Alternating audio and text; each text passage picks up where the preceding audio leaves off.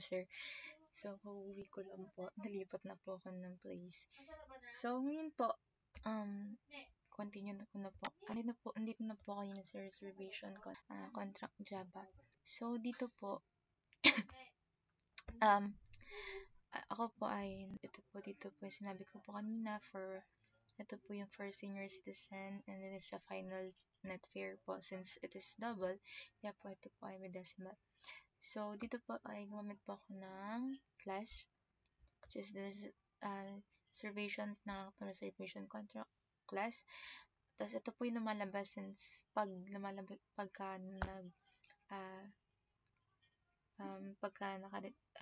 lumalabas po sa railways reservation system po. Then, dito po ay gumamit po ako ng setter and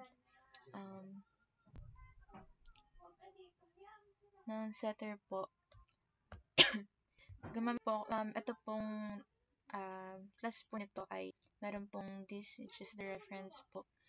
Kapag ang passenger po ay nag-enter po ng name and automatically po mapupunta po siya dun sa mag-display po yun dun po sa summary. Then dito po ito po sa setter. Then dito po is meron po ako ng parameter din sa set reservation details po for age, string source, and string destination. Ito po yung reference po ng age, source, and destination. Then dito po is yung mag-generate po ng random seat number and generate ng train number po.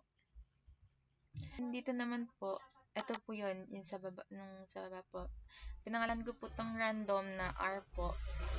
Then, para po sa seat number, ito po tinatawag po na S. Then, ito pong seat number po na to is magmumula po sa from 100 to 999 po. Seat 999. Then, dito din po sa train number, ganun rin po from 900 to train number yung 999. Dito po, meron pong abstract for override po sa subclass. Then, dito po i-calculate po kung pasok po ba sa discounted price yung passenger po natin kung greater than 60 na po yung age niya. Then, dito po yung getter po. Since nandito po yung setter ko po, nilagay ko po dito yung getter para po medyo mas naayos ko po. Then, dito po yung get passenger name po. Then, mag-return po siya sa passenger name. Mag-display po siya same as well as dito po. Get set train number, return train number po, get set number, then return po. Then, dito po yung double get final fare, since double po ginamit ko po. Mag-return po siya dun sa final fare po, nilagay ko po rito. Next po, ito po yung methods ng interface po para po dun sa mga discountable prices po. Ito po yung for firefighter, calculate additional discount po. Once na kayo po ay isang firefighter, and ito po yung compute final fare. Ito po yung method po. Then, ito po, pinangalan ko po. Ito po yung interface po ito po yung may class na discountable table. Lastly po is, nagmamit po din ako dito ng override. Pero, ito pong standard po na to, gumamit po ako ng extend at in-implements ko po to sa discountable dito po. Then, alam na po naman natin ang function po ng extends kung siya po yung nag-inherit po mula po sa parent class or sa super class po. Then, dito po, yung sinasabi ko po kanina, nag-override po ako dito na if the passenger is greater than or equal to 16, meron po siyang discounted na price na 20% discount na 0.20 po kung ano po natin to, kung i-calculate po natin or 0.20. Ito pong age discount amount po, tas ito po yung mula po sa fixed ticket fare po times po dun sa age discount rate, or else po if the passenger is not greater than or equal to 60 pataas po yung edad, the age discount amount is equals to 0 po. Since hindi po silang senior, hindi wala po silang discount. Then kapag ikaw po yung firefighter discount, meron ka pong 50%. Dito po yun sa may, kung tama po ako, ito pong, ano to, is pag po yung, ito po yung, tag dito, ito pong yes po to, or capital Y po, ibig sabihin po na yes. So, hindi po nagmamatter kung small letter or capital letter po ilagay nyo. Kahit ano po dun, wala naman po magiging error. So, mag-return po siya dun sa may fixed fare minus age discount amount times 0.50. Kapag kayo po ay isang firefighter at kung minus pa po yung age discount amount, depende pa po sa age nyo, times 0.50 po. Ito po yung 50% discount pagpad. Kung hindi naman po, mag-return po rin po siya sa 0.0 at wala po kong discount. Then, nag-override din po ako dito at meron pong parameter na double total discounts po.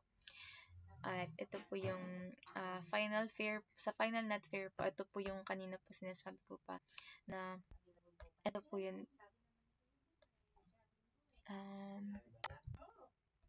ito po, dito po yung lumalabas since naka-extend po yung ito pong stand reservation kay discountable. So, minus total discounts po. So, ang final fare po, siya po yung tatawagin po natin kapag po kailangan po natin nung i-return po yung pinaka-final net fare po. So, that's all po. So, iraran po muna natin para pumaray po natin. Yeah, this is the final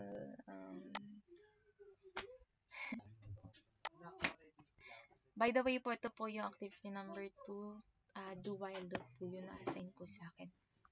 So, first po is create new reservation. Pili po natin yung first, create new reservation. So, pangalanan po natin ito sa inyo, sir. Yeah. So, passenger, siguro, sir, 18 lang kayo. Sa ating pong enter source station po from Bustos. Then, siguro po, sa amin po, San Rafael.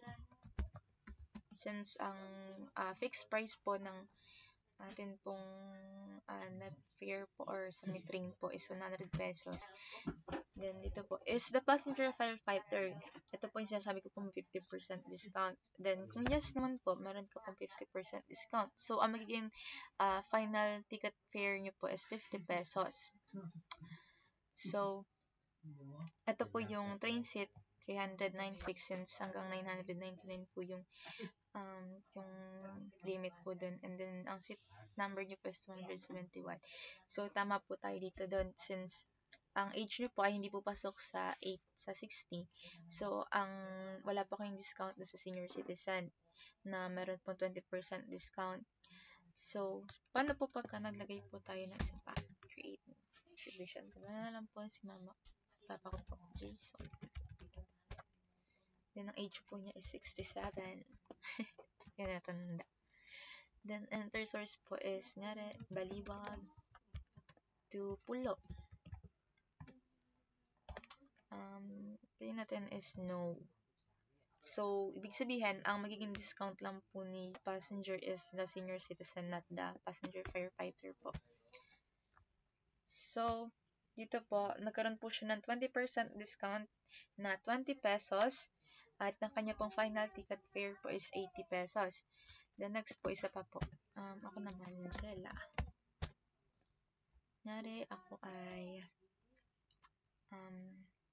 senior, 60. Then, enter source Bulacan, Malolos to Baliwag. So, ito po, pagsamay na po natin sila. Yes natin. So, ang akin pong babayaran na lang is 40 pesos since 50% discount plus 20% discount po para po sa bilang sa passenger po. So, view po natin yung all reservation. Hindi ko pala ito na-fix. Sorry po.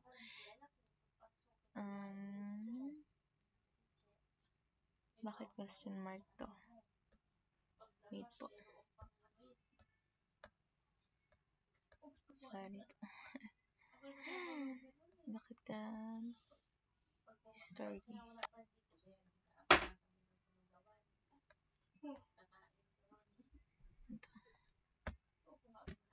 hindi siya tinatanggap. I don't know why po man to. Kinapi-paste ko lang po kasi itong from Google yung pesos. Hindi ko po lang kung paano gawin.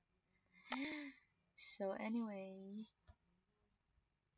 Ano naman naging problem? Hindi ko alam ba't siya question mark. Yan lang naman po. Try na po natin ulit.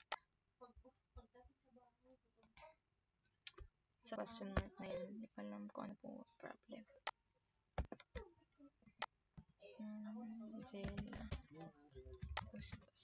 Ay, mali. Sorry. Wala ako. Di po napag-input ng validation. Wala na po kasi akong time eh. So, 60. Bustos. Dapat. Yes. So, lagyan natin yung size 3. Yan. Okay na po siya. So, hindi pa tinatanggap yung peso sign po. Nag-question mark siya. Hindi ko alam kung bakit po ganun. So, that's all po. Thank you po for sa pakikinig po. And, ito po ako. Tagal mo bukas. Thank you po, sir. God bless you and your family po. Goodbye po and good night.